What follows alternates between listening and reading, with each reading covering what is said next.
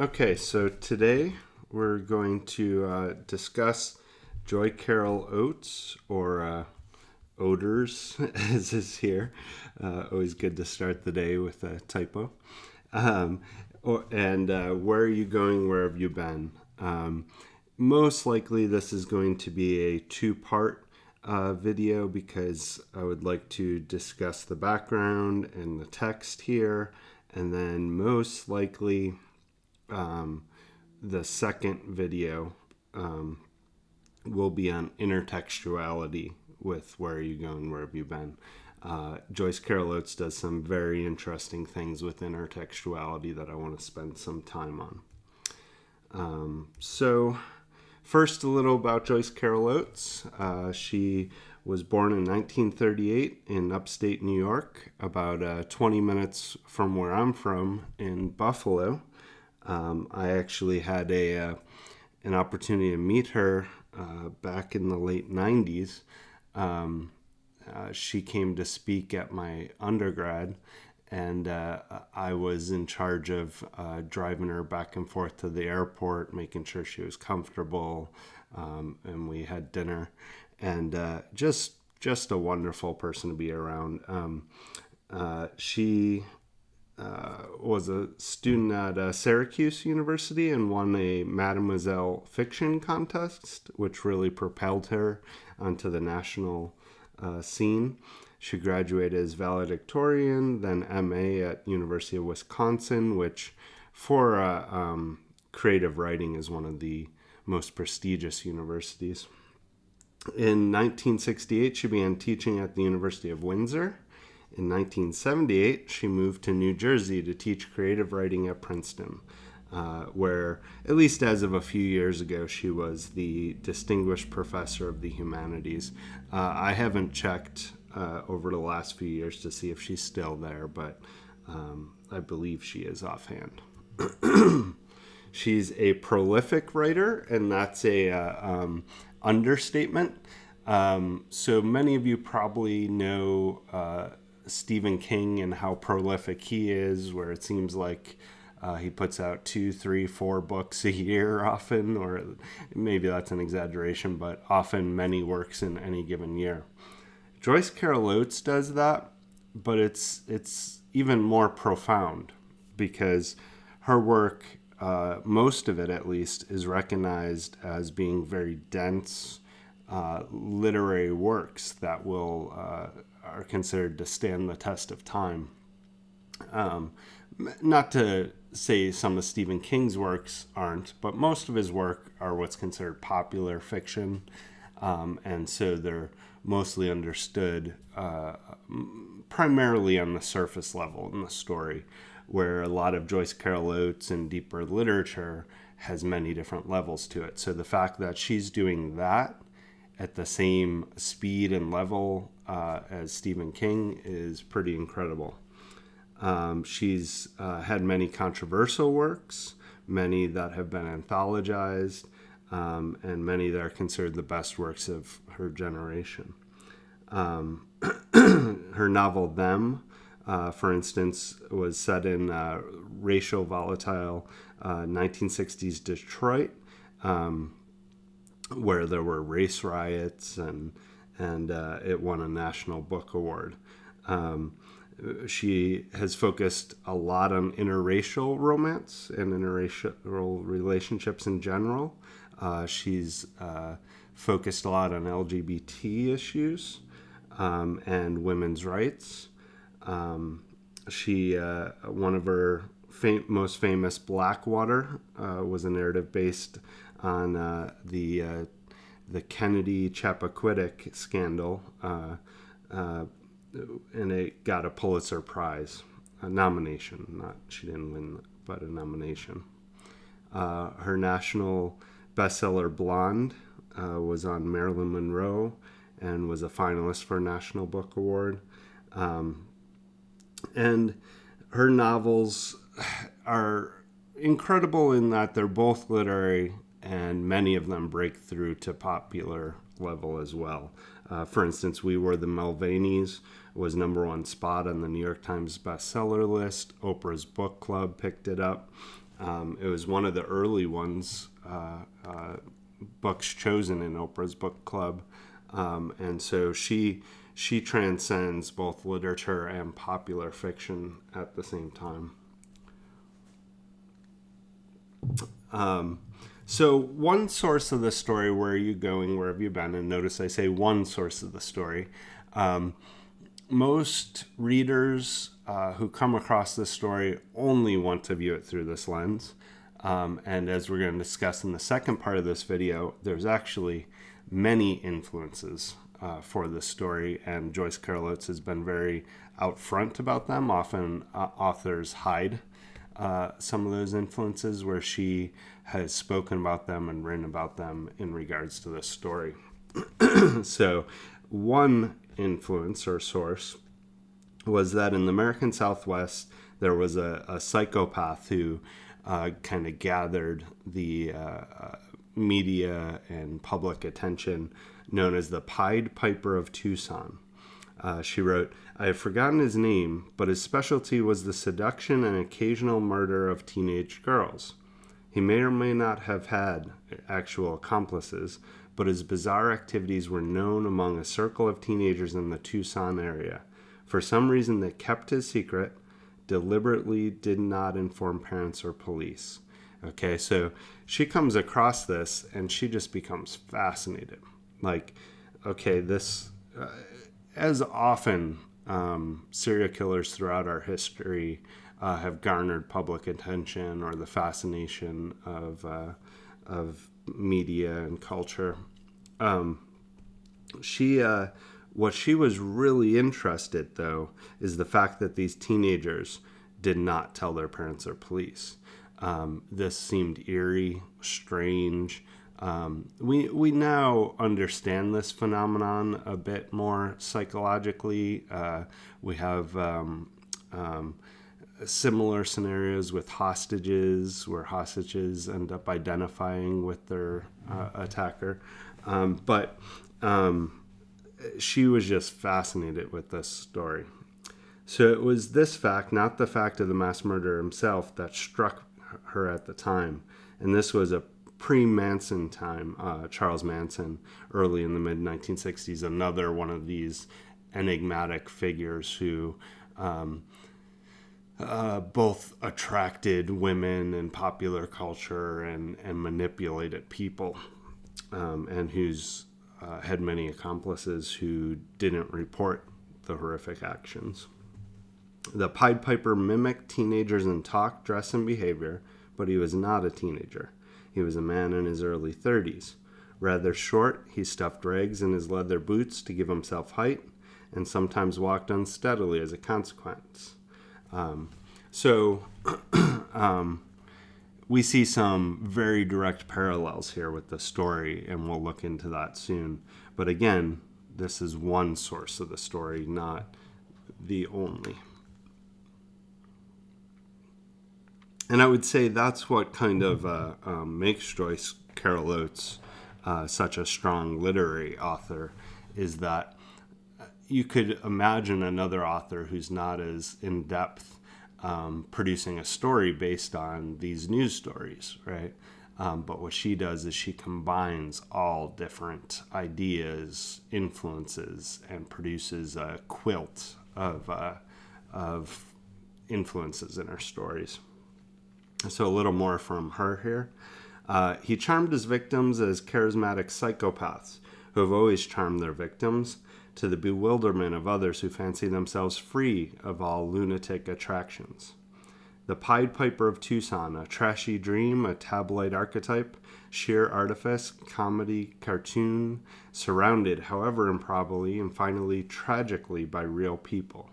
You think that if you look twice, he won't be there, but there he is. So before I finish this, it makes me think of how as a teenager we all want to fit in. We all want to, and often we, or most of us, and at some point during our teenage years, at some point during even our adult years, this need to fit in often compels us to do stupid things, right? Now, for most of us, luckily, We survive those stupid things. They're not so evil that they're permanently going to scar us, right? But many of us, like even myself, become lucky because some of the really stupid things we've done, we come out unscarred from, right? I could list a number of things from my youth that had there just been a slight twist of fate. I might not be here right now, or I might have a drastically different, and I'm sure many of you have had similar situations. Let's see. I don't remember any longer where I first read about the Pied Piper, very likely in Life magazine. I do recall deliberately not reading the full article because I didn't want to be distracted by too much detail. It was not, after all, the mass murder who intrigued me, but the disturbing fact that a number of teenagers from good families aided and abetted his crimes. This is the sort of thing authorities and responsible citizens invariably call inexplicable because they can't find explanations for it. They would not have fallen under this maniac's spell after all. It also makes me reflect back on one of the earlier lectures I gave this semester where we looked at the video People Are Sheep, right? That often our brains reward us for following the crowd. And so you can imagine extreme circumstances where that might be the case here. You also see that with the bystander effect. Let me see if I have this video handy. I think it's a useful tool for what we're looking at here. If I do, I'm not sure. If not, we can come back to it. There we go. Let's watch this short video, and I think it gets at some of this idea of being in the middle of important, horrific things, and not doing anything about them, or even aiding and abetting them. And that actually almost all of us would like to think we'd be above it, but in reality, the vast majority of us would not be above it. So let's just watch this little video that talks about this. If you were unfortunate enough to be the victim of a crime or taken ill unexpectedly, you might think that surrounded by all these people, someone would intervene. After all, isn't there safety in numbers? Psychologists say no.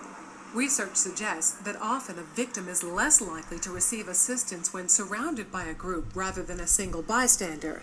When people are in a crowd, it's easier to pass the buck. It's what psychologists call the diffusion of responsibility. Liverpool Street Station in London, a busy thoroughfare for commuters. Unknown to these passers-by, Peter is an actor. As part of an experiment on bystander apathy, he's pretending to be ill. Help. How long before he gets help? Please, somebody. Help. Help me, sir. Please help me. Helping would be inconvenient or even risky. He lies there for more than 20 minutes and no one raises an eyebrow. Please, somebody help me. It's always very distressing to watch situations like this where people are obviously suffering and no one's actually helping them. But what we have here is two conflicting rules. One is the rule that we ought to help, and the other is the rule that we ought to do what everybody else is doing. And here you have effectively a group of strangers who are exerting the pressure not to intervene, not to help. And it's very difficult to rebel. Ruth, another actor, takes Peter's place. How long before she receives help?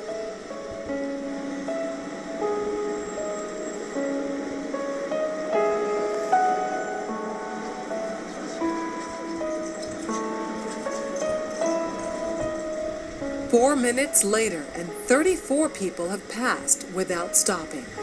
Well, people don't really want to know. They just haven't got the time. Well, they have got the time, they just don't want to get involved. Unwittingly, these strangers have silently formed a temporary group with a rule: don't get involved. They're afraid to stand out from the crowd and won't take action if no one else does. This woman has clearly spotted Ruth, but she conforms to the rule and does nothing. Watch what happens, though, when someone else helps. You alright? You alright? Yes, thank you. Sure, you look a bit flicky, you know what I mean? She suddenly finds herself in a different group with a new rule: to help. You want to sit up? She don't look well, does she? You alright, yeah? Sure. First I thought she was dead. Then I checked to see if she was breathing or not. And I looked around and I couldn't believe that no one had noticed her, because there was a bloke sat there just absorbed in reading a newspaper. This time, Peter's dressed as a respectable gentleman. Now that his dress is in keeping with those around him, how long before he's rescued? Hello, sir. How are you today? I'm alright. 6 seconds. She even calls him sir, and suddenly everyone's a good Samaritan. Do you suffer from epilepsy? No. Why you're lying on the floor in the rain? Because he's part of the right group. Everyone wants to help. I would just hate to be in his position of feeling ill and nobody helping and walking past, so I'd just like to check that he was okay. And I thought, well, it's wet, so he must really be ill because he's going to ruin his suit anyway. Okay, so I apologize if the audio wasn't perfect there. I'm doing my best with my home setup here. But I think this gets at this idea of we all think we'll be the exception. We all think we'll help. But again, our brains aren't wired that way. Or we have other rules in our head that prevent us from doing so. For instance, I know, I've done a lot of work trying to help the homeless throughout my life. And throughout that time, I can't count how many times you hear, well, what if they just use the help for a bad purpose, or what if you get robbed by them, or so we have all these cultural ideas that prevent us from helping, right? And so it's the same thing here. It's an extreme case. Aiding and abetting crimes seems, but how many of us as youth did something that was criminal that we didn't get caught for? I know I've been involved in situations, nothing too evil, but that could have turned out that way, right? I'm sure some of you have as well. Okay. So as we dive into the story, I want you to think about what the meaning of the title is. Where are you going? Where have you been? Who's the you on each side of that? And why frame the entire story around these questions, right? I also want you to think of, is Connie a passive victim or a noble heroine, or both?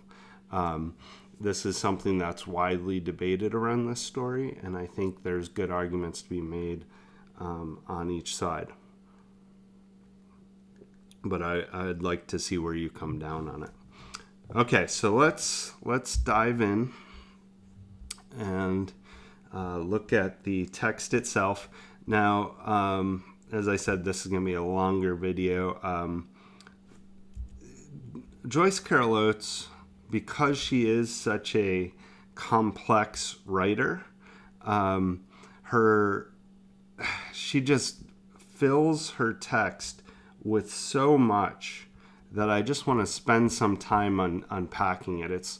I have to say that some of her writing is some of my favorite literature that I've come across, and I think you'll get a glimpse into it here. So let's read through some of it and unpack it. Her name was Connie.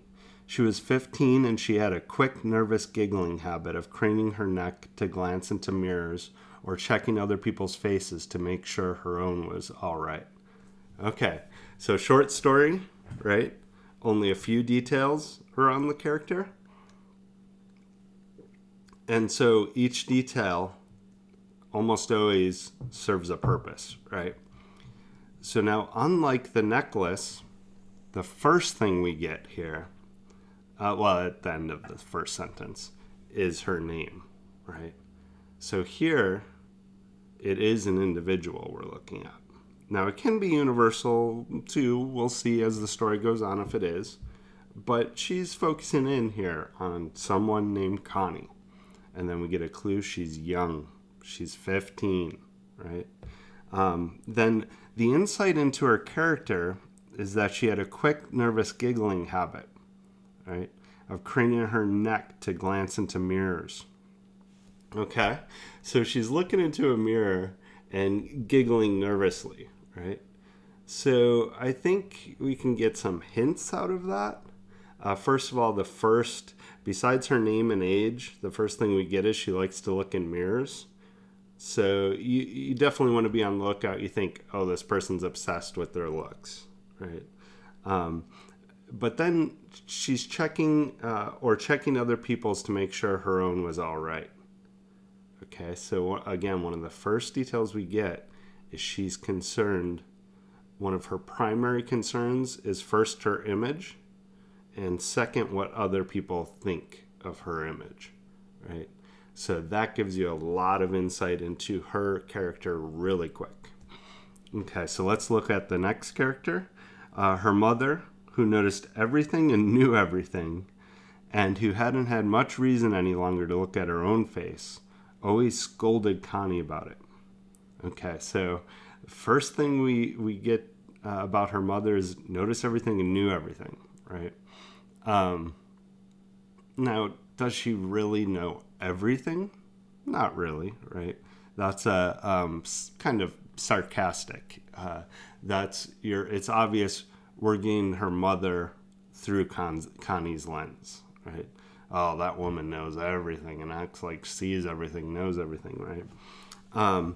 And then the first thing we get about her as well in this first is that she doesn't have much reason any longer to look at her own face. So it tells you that at one point she did. At one point she was considered pretty, but she's lost that beauty, right? And they'll repeat that as we go on. Stop gawking at yourself. Who are you? You think you're so pretty, she would say, right? So you're definitely getting the idea that perhaps because she's lost that attractiveness of her youth, that maybe she feels bitter about that, right? Connie would raise her eyebrows at these familiar old complaints and look right through her mother into a shadowy vision of herself as she was right at that moment. She knew she was pretty, and that was everything, right?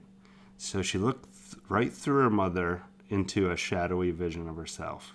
So her mom used to be her.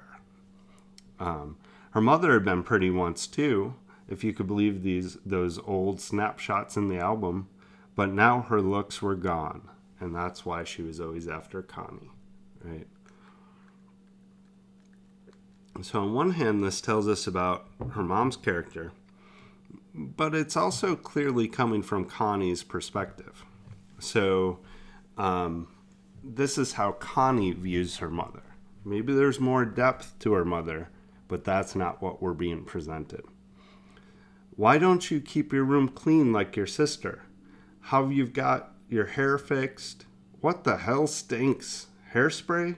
You don't see your sister using that junk. Okay, so the first details about her sister. Her sister's clean and doesn't use hairspray, right? Her sister June was 24 and still lived at home. She was a secretary in high school.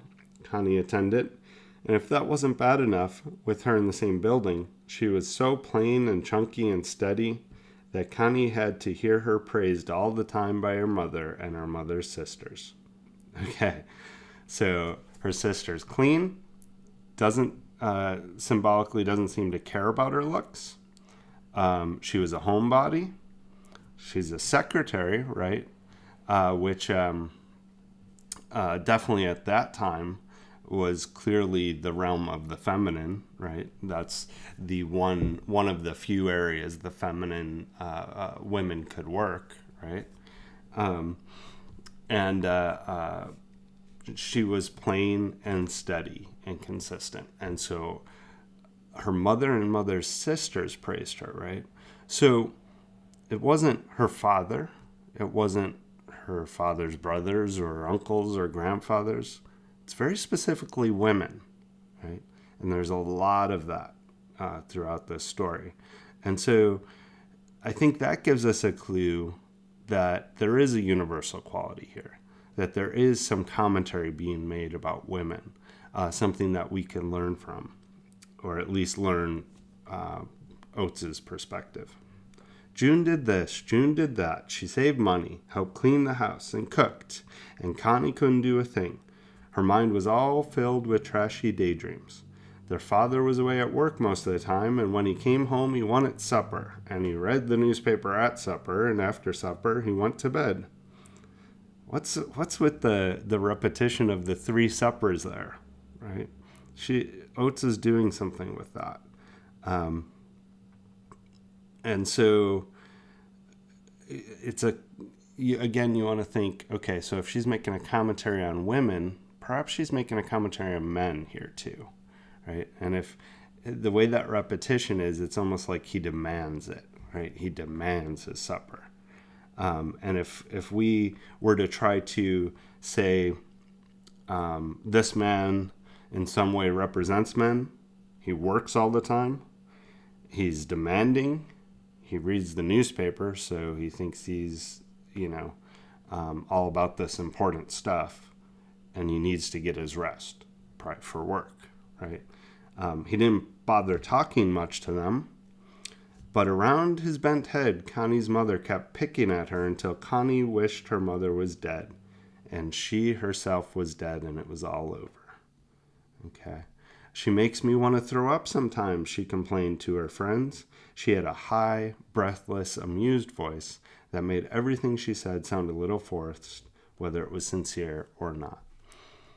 So let's just say these first 3 paragraphs, or 2 in a quote, would be a feminist, a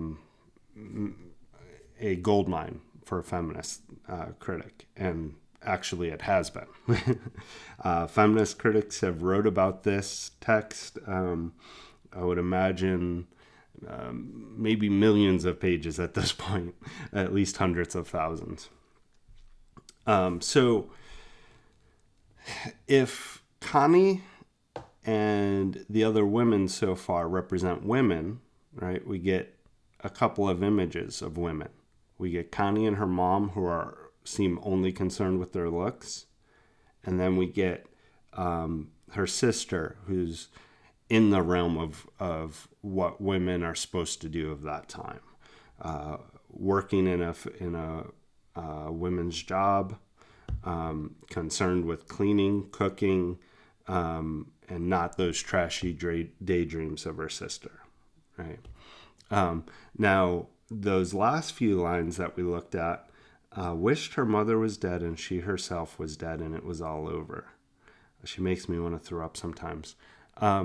This is something that I think is common in most movements for equal rights, and so it could be a commentary on this, that often some of the fiercest critics for trying to prevent equality are often members of the groups themselves. So some of the fiercest critics of women trying to gain the right to vote were women themselves. Still to this day, some of the fiercest critics trying to prevent women from equality in the workplace are often women themselves, right? And it's the same in nearly every movement for equal rights, is there's usually some fierce opponents and resistance from people of those groups. And so in this case, it's so bad that she wishes she was dead, and she makes me want to throw up sometimes, which seems like a clear allusion to eating disorders, right? That it's this pressure from other women to fulfill the role of women that compels her to want to die or have an eating disorder, right? Okay, so let's get back into the story. and we're going to veer in and out from this overall societal commentary to the story itself, because that's what Oates is clearly doing here. They must have been familiar sights, walking around the shopping plaza in their shorts and flat ballerina slippers that always scuffed the sidewalk. With charm bracelets jingling on their thin wrists, they would lean together to whisper and laugh secretly if someone passed to amuse or interest them. Okay, so there's some specific details there. Ballerina slippers, charm bracelets, right? Shorts, thin wrists, whisper secretly, right? It sounds very fairy-like, or kind of like the feminine fairy tale tropes, right? Charm bracelets, these slippers, magic slippers, right? They would lean together to whisper and laugh secretly if someone passed who amused or interested them.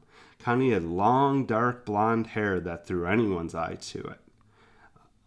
And she wore part of it pulled up on her head and puffed out, and the rest of it she let fall down her back.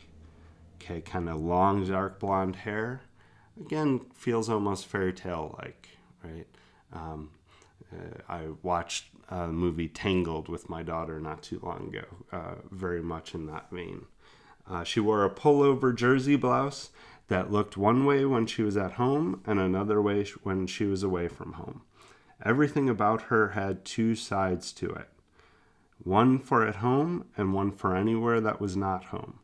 As we read the rest of this here, try to think of what this reminds you of that we've talked about this semester.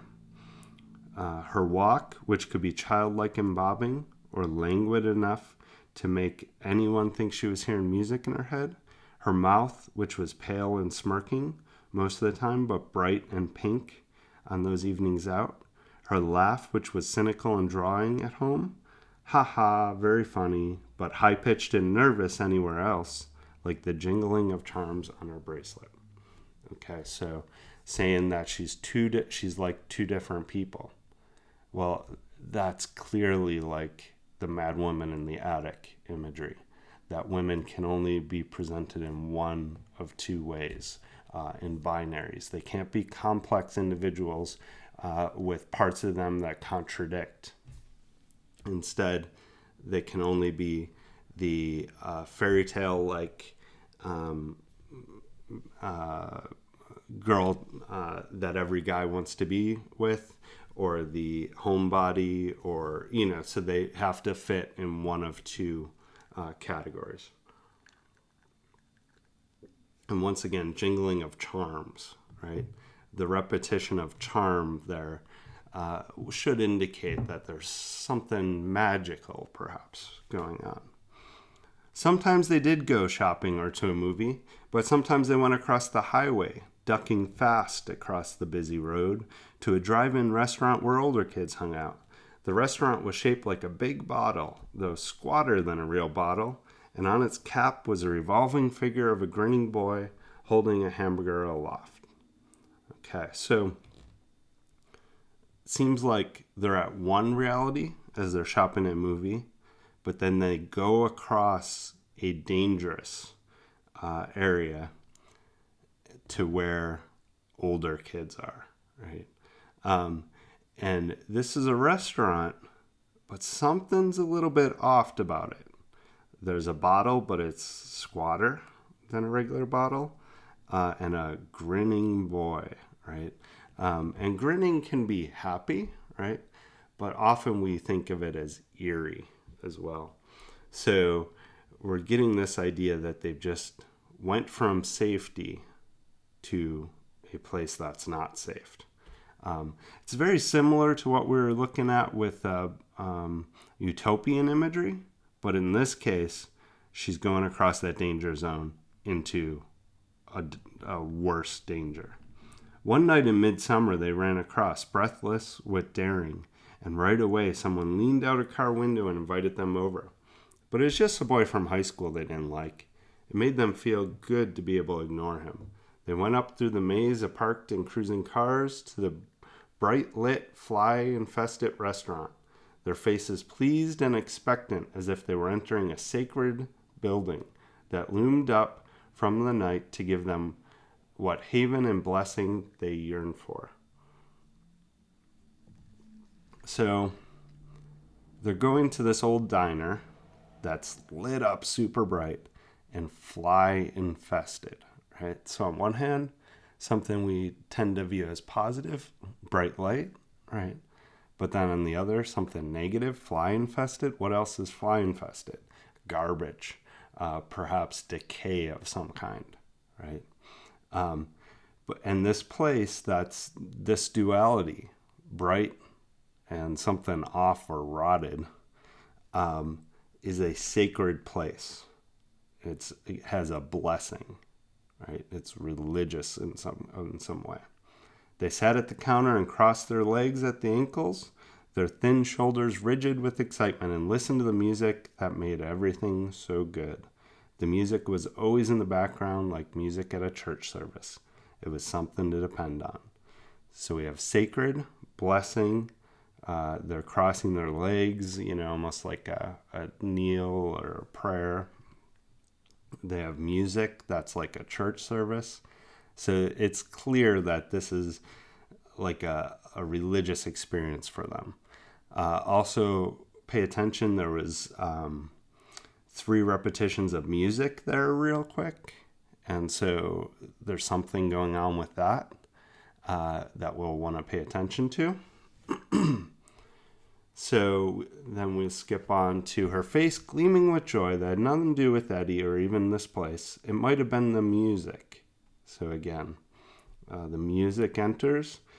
She drew her shoulders up and sucked in her breath with pure pleasure of being alive.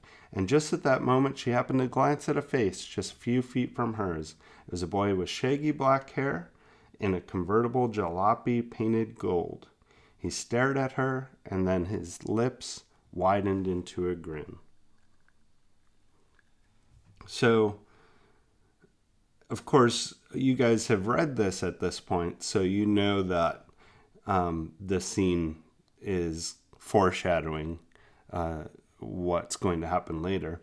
And just like the restaurant that was lit, but then flies everywhere, here we have a boy with shaggy black hair in a convertible that's painted gold, but it's a jalopy. That's not a positive term, right? And he's grinning like the boy in the front of the restaurant. That could be just a grin, like a simple grin, or it could also be a sign of eeriness, that it has both those sides to it. Connie slid her eyes at him and turned away, but she couldn't help glancing back, and there he was, still watching her. He wagged a finger and laughed and said, "Gonna get you, baby." And Connie tilted away again without Eddie noticing anything. Okay, so by now, this point in the semester, you should definitely know that's foreshadowing, right? And again, it's something weird. Wagging a finger, almost like a parent does. And "gonna get you, baby," that's kind of creepy, right? Okay. So the night ends and they rode off with the girl's father, sleepy and pleased, and Connie couldn't help but look back at the darkened shopping plaza with its big empty parking lot and its signs that were faded and ghostly now, and over at the drive-in restaurant where cars were still circling tirelessly. She couldn't hear the music at the distance. Okay, so if this part here was like a fairy tale, what kind of fairy tale would you think of? There's probably a number of them, but I think once again this is almost like a Cinderella moment. Like this seemed magical, religious, spiritual moment. And now it's just darkened, empty, faded, ghostly, and the music is over. Her religious experience is over, right? Also, you want to think, and we'll discuss this more fully later, who listens to music a lot? If you were to pick out who in society listens to music most regularly, I would say teenagers. I think teenagers are attracted to music. It's a place of escape. It's a place where they can try to avoid the rules in many ways, right?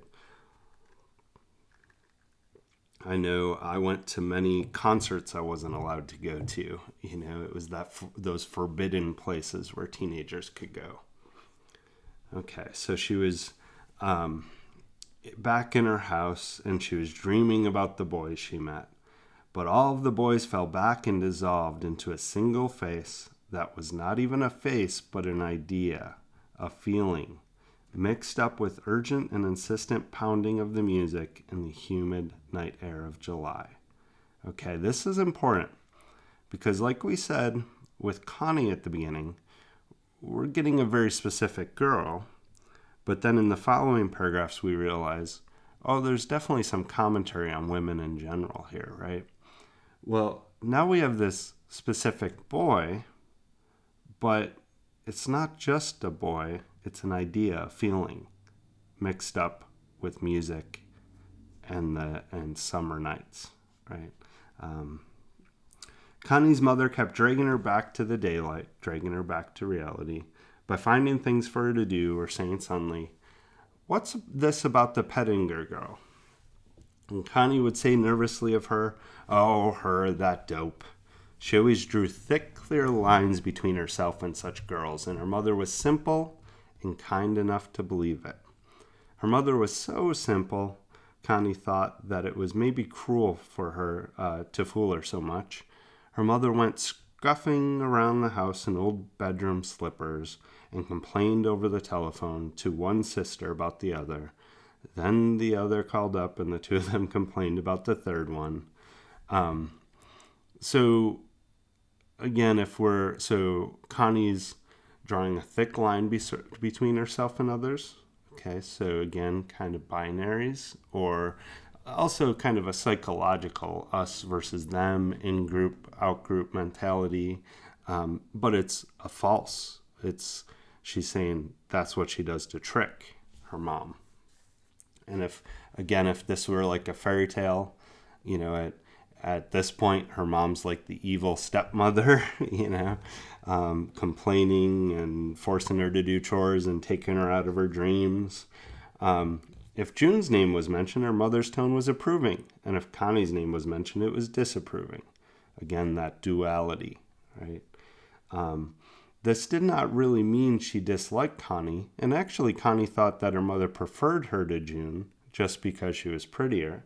But the two of them kept up the pretense of exasperation, a sense that they were tugging and struggling over something of little value to either of them.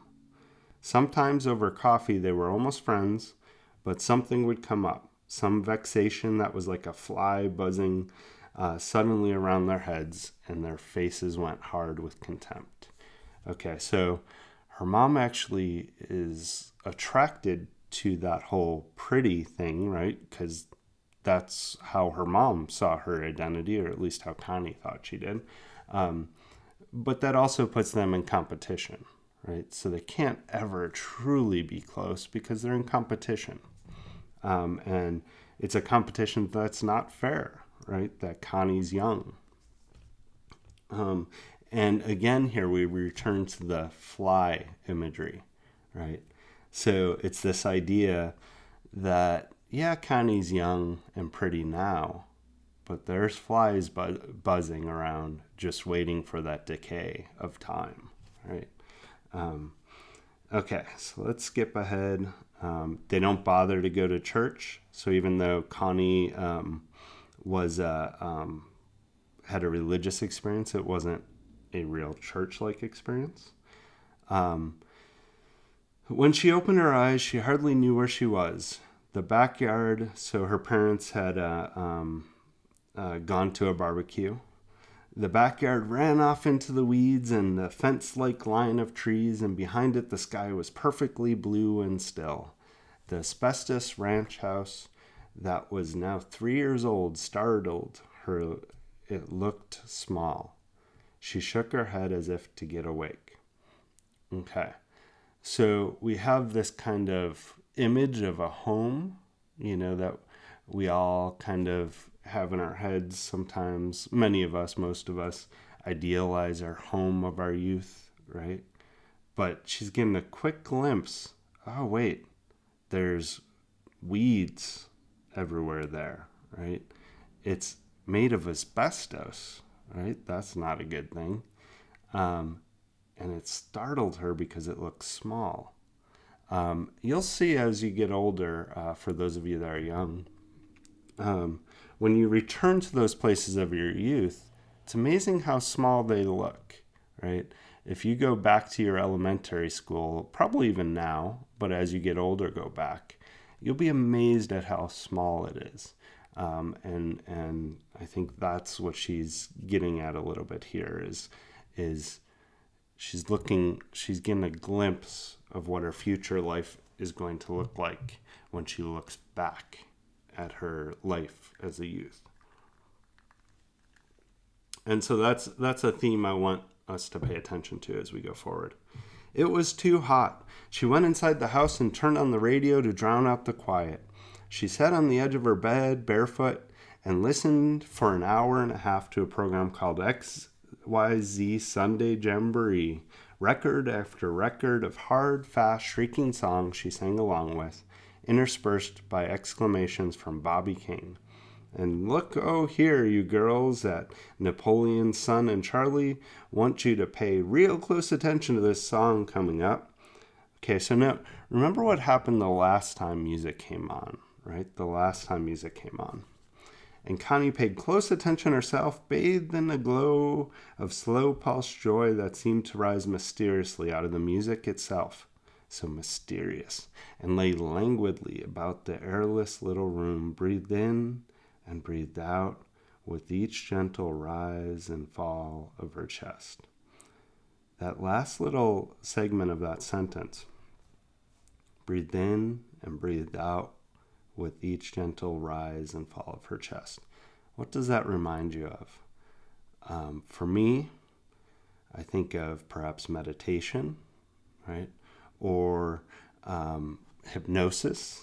In, out, breathe in calmly, watch this go back and forth, right? So something mysterious, hypnosis-like as the music comes on. And that's when a car comes up her drive. It was an open jalopy painted a bright gold that caught the sunlight opaquely.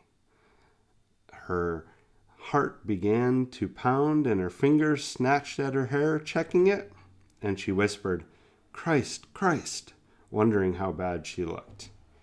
Interesting use of Christ there, right?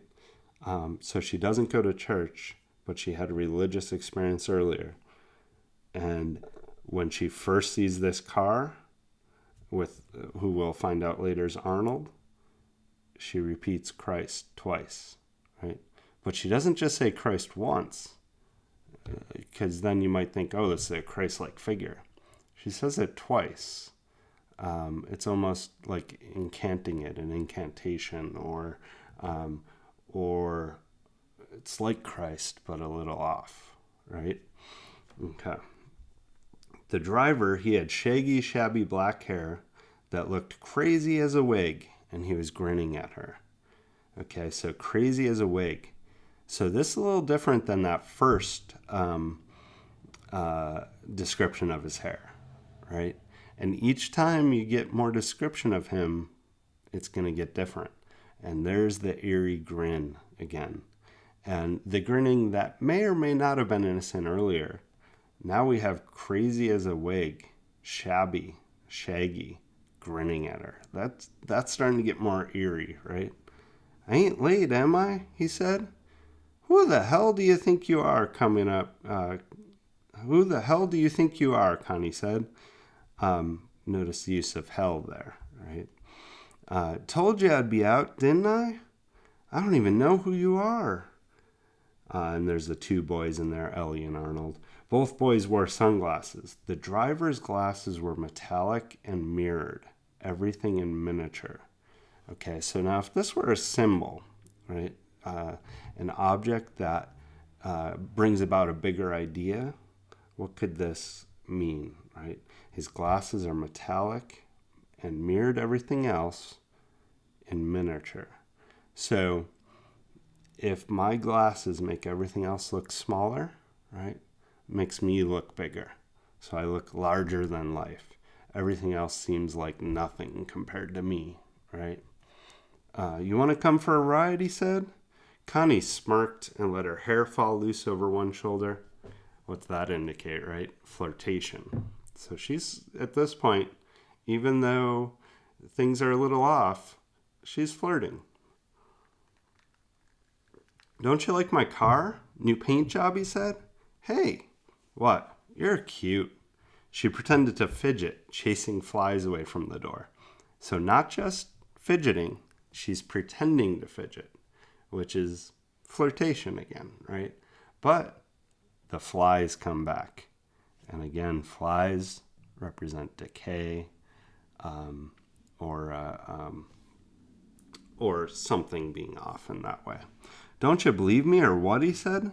Look, I don't even know who you are, Connie said in disgust. Hey, Ellie's got a radio, see? Mine broke down. He lifted his friend's arm and showed her the little transistor radio the boy was holding, and now Connie began to hear the music. It was the same program that was playing inside the house, right? So here comes the music again. And remember, the music the first time represented a religious experience, right? They talk about what's on the radio. Connie blushes a little because the glasses made it impossible for her to see just what this boy was looking at. Okay, so the first kind of concealment, right? Kind of a concealment. Well, there's the wig too. The wig, the gold-pated jalopy, right? So idea is that things are being concealed. Can't you read it? He opened the door very carefully as if he were afraid it might fall off. Again, so the gold-painted jalopy, afraid it might fall off. So just like the box from Kugelmass or the box from the lottery, here we have a car that's supposed to make you have confidence in this person. It's made of gold. It's a convertible. It's something that, you know, is supposed to be precious and worth a lot and sexy, right? But there's something off about it. The door might fall off. He slid out just as carefully, planting his feet firmly on the ground. The tiny metallic world in his glasses slowing down like gelatin hardening, and in the midst of it, Connie's bright green blouse. So again, the reflection of the world in miniature, but the world is now slowing down. So I'm not sure what experiences you guys have had, okay? But if you've ever been to a concert, having the night of your life, perhaps just filled with enthusiasm, filled with excitement, filled with caffeine, perhaps, filled with alcohol, perhaps, or some other kind of drug, right? It sometimes feels like the world slows down. You feel on top of the world. It feels like magic. And I think that's what we're getting a bit here. This here's my name to begin with, he said. Arnold Friend was written in tar-like black letters on the side, with a drawing of a round, grinning face that reminded Connie of a pumpkin, except it wore sunglasses. So again, if it was just black letters on the side, okay. I mean, black, symbolizes death or darkness, but, black letters, no big deal. But tar-like, that seems worse. And now the grinning face is clearly starting to seem more evil. It's like that on a jack-o'-lantern, right? That evil grin. I want to introduce myself. I'm Arnold Friend, and that's my real name, and I'm going to be your friend, honey. And inside the car is Ellie Oscar. He's kind of shy. Ellie brought his transistor radio up to his shoulder and balanced it there. Now, these numbers are a secret code, honey, Arnold Friend explained. He read off the numbers 33, 19, 17, and raised his eyebrows at her to see what she thought of that. But she didn't think much of it. The left rear fender had been smashed, and around it was written on the gleaming gold background, "Done by crazy woman driver." Connie had to laugh at that. Arnold Friend was pleased at her laughter and looked up at her. Okay, so a couple of things here. First, I want you to start thinking about why Arnold Friend has the name Arnold Friend and what that could indicate, what you think about that. Second, the music, ever present. The numbers here, many critics have tried to figure out what those numbers are. There's some theories, some things to do with Bible verses or other different things. That could very much be the case, but I don't think it's that important. What's important here, I think, to point out is done by a crazy woman driver, right? So this guy we've talked about more than a guy, he's an idea, right? So he's the idea of manliness, right? He's the idea of patriarchy, of male control. Writes this criticism of women right on his car, right? Is blatant, openly demeaning women. And Connie laughs at it, right? And he's pleased. So this is, again, that criticism that sometimes the group who's oppressed, in this case, women who haven't achieved equality, often participate in keeping other women down or keeping themselves down, right? So you can look at this as the exact story and interpret it in that way. But it's very obvious that this is commentary on gender as well and equality. He was standing in a strange way, leaning back against the car as if he were balancing himself. He wasn't tall, only an inch or so taller than she would be if she came down to him. Connie liked the way he dressed, which was the way all of them dressed. Okay, so again, not just one guy. This guy represents all guys. Okay, and it talks about the way he's dressed, kind of like a James Dean thing. He probably did hard work, again, representing masculinity, right? Muscular masculinity. But let's look at this description here. The jaw and chin and cheeks slightly darkened because he hadn't shaved for a day or two, and the nose long and hawk-like. What the heck, right? That sounds darn right evil. A pumpkin jack-o'-lantern-like grin, glasses that you can't see behind, and a hawk-like nose. Man, that sounds pretty darn creepy to me. Sniffing as if she were a treat he was going to gobble up, and it was all a joke. Connie, you ain't telling the truth. This is your day set aside for a ride with me, and you know it, he said, still laughing. So if we zoom out again to the gender commentary here, this is your time to come with me to ride with the patriarchy, right? To ride with males. He said, still laughing. The way he strained and recovered from his fit of laughing showed that it had all been fake. Again, appearances, not reality. A fit of laughing, often that's symbolic of craziness, right? How do you know what my name is? She said suspiciously. It's Connie. Maybe and maybe not. I know my Connie, he said, wagging his figure again. Now that's, again, infantilizing her. That's what a father would do to his kid, right? He looked at her. He took off the sunglasses, and she saw how pale the skin was around his eyes was, like holes that were not in shadow, but instead in light. Holes. So what's that remind you of? Perhaps a skeleton or a skull, right? So getting creepier by the moment. His eyes were like chips of broken glass that catch the light in an amiable way.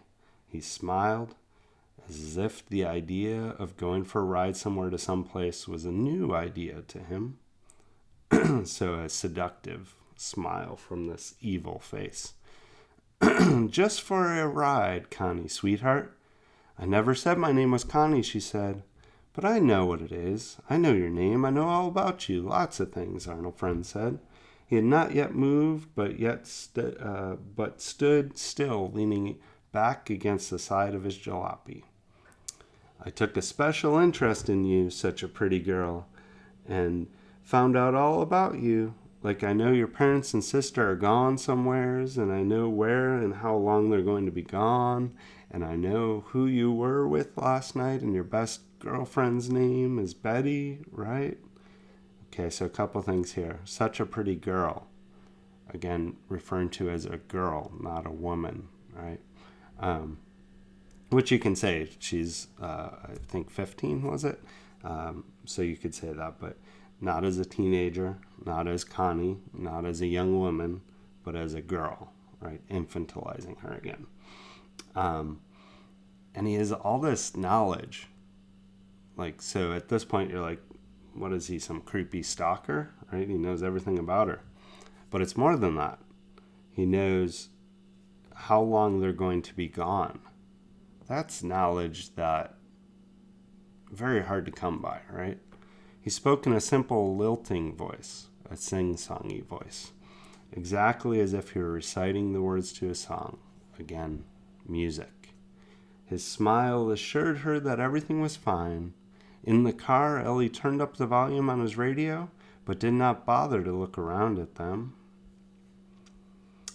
He began to mark time with the music from Ellie's radio, tapping his fists lightly together. Connie looked away from his smile to the car, which was painted so bright it almost hurt her eyes to look at it. She looked around at that name, Arnold Friend, and up at the front fender was an expression that was familiar. Man the flying saucers is an expression the kids had used the year before, but didn't use this year. She looked at it for a while as if the words meant something to her that she did not yet know. So, something out of this world, but it's also something old, not what current kids would know, right? So I'll tell you, as someone who's getting older, every year it is harder and harder to know what young people are into. Keeping up would feel like a full-time job, so you end up just slipping further and further and have no idea what young people are into. And so in this case, it's like Arnold Friend is trying to know what young people are into, but doesn't. Okay, I think what I'm going to do is pause there, and what we'll do in the next video is finish up this story and look at some of the intertextuality. I want to do that because I want to keep the video right around an hour, just to prevent any problems. But so we'll come back. Think of all the things that Arnold Friend could represent besides just patriarchy. What do you think his name's about? What do you think he could represent? And what could this story be trying to tell us about men and women when taken as a whole? Okay, and we'll come back to that.